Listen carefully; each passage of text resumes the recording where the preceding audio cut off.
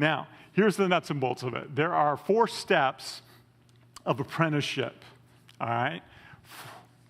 And I want you to take these steps, and I'm going to share a little story with you of one of the guys that I had a chance to do this with, all right? 4 steps of apprenticeship. You ready? First, I do, you watch, then we go talk, all right? The next phase of apprenticeship, let's do it together, then we're going to go talk. The third phase, my most fun phase, we're going to show up to group together. You're going to do the whole group. I'm just there to observe. And then we're going to go talk. All right? And then the fourth phase is you're out leading your group, and your apprentice is watching, and the process starts all over again. Your apprentice now is leading a group with an apprentice. That's it. Told you it was simple. All right, this is all it's involved. But if you apply yourself to this principle, it's just amazing what happens. So let me tell you the story of Matt. I moved to Champaign, Illinois, to help get a church restarted there. And there was a group of just a handful of Christians that were there that wanted to team up with us, my wife and I, as we were moving in to pastor this little kind of, if you will, church plant.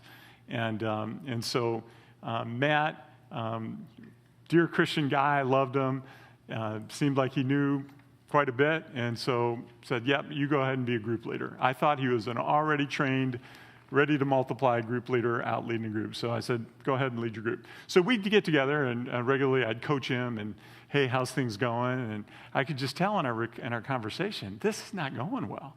You know, people aren't showing up, and he's like, humming and hawing. I'm not sure what's wrong, but people don't seem to be enjoying the group, and, you know, I'm just not getting a lot of good vibes on what's going on. It's just not going well.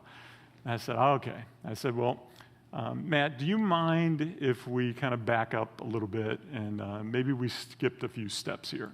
And so we were out having a Coke together, and he said, yeah, I would really appreciate your help. I said, okay, here's what it's going to look like.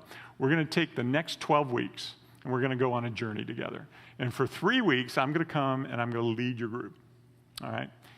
But first, actually, they're going to take 13 weeks. The first week, I just want to come observe and see what I can, find out.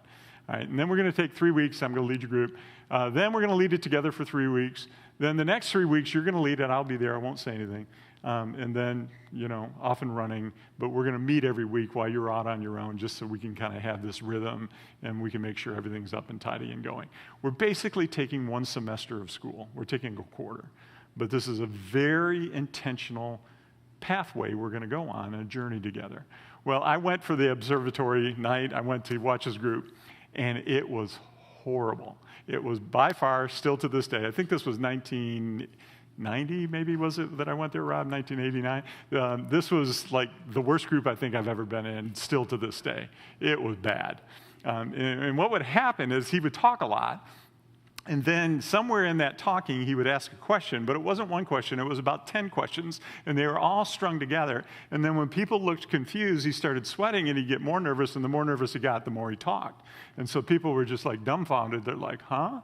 And it was like really painful, and he knew it, and it was like, okay, I think I see what's happening here. So I lovingly said, hey, man, it's not going well.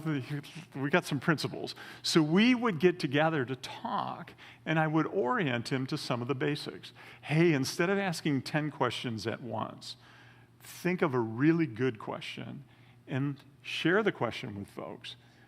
And silence is okay for 30 seconds. They've got to think about their answer. Right? So don't get nervous while they're formulating their answer. If it's a well-worded question and it's an interesting topic, they're going to start talking. Don't worry about it. Right? And so we got that little problem fixed. So we figured it out at the dinner table, what we're going to do, and then we went to group. And so for the next 3 weeks, I led his group.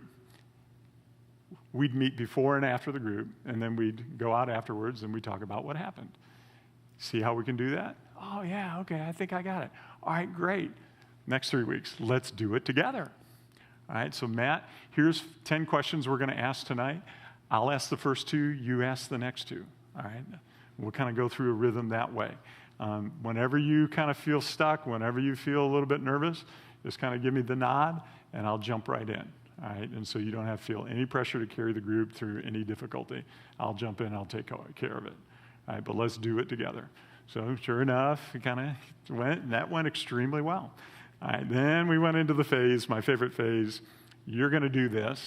I'll be there, but I'm not going to say anything. All right, and I said, now, Matt, even if it gets rough, I'm not going to say anything. I'm just there to observe. He goes, okay, here we go. Well, sure enough, that night, a new person came. They probably weren't a Christian, and they asked the stumper question. It's like, and his eyes got really big, and it's like, and I went, what do you think? And he's like, and afterwards, why didn't you jump in? I said, because I'm here to observe. What are you going to do in a couple of weeks when I'm not here? I said, here's all you need to do. That was a tough question. I don't think I know the answer. What you say is, great question. I don't know the answer to that question. Why don't we spend this week looking up and doing some research, and we'll talk about it next week when we come back together as a group. Really? Yeah, that's all. That's how you handle the tough question. You don't have to be the Bible answer man. All right? All you need to be able to do is be willing to facilitate an environment where people are coming together and they're growing and they're learning and they're reflecting on the Word together. All right? Then finally, it's his turn. He's out leading the group. We get together right after group, talk about it. Went well. Guess what Matt's doing today? Pastor of small groups for his church. Isn't it great? And so this happens. This works. But you got to be willing to be this intentional. To me, this hopefully is opening up a whole new world for you tonight. It's one thing to get ready to go lead your group. There's just something that's thrilling about going to lead your group, but in the process, training somebody else to lead the group. And oh, by the way, you can apprentice more than one person at one time. You can have 2, you can have 3 apprentices in your group. That's an okay thing. All right? In fact, I think it's an encouraging thing.